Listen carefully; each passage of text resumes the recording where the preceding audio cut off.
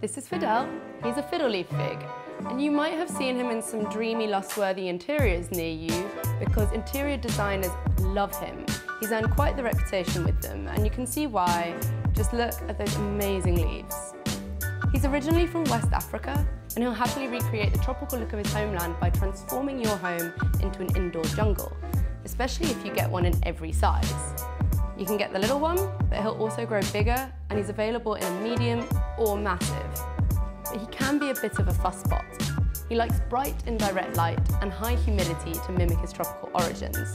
However, he hates sitting in water, so make sure he's got adequate drainage, otherwise he'll drop his leaves. And if you want to learn more about looking after your plants, then check out the Patch Houseplant Parenting course.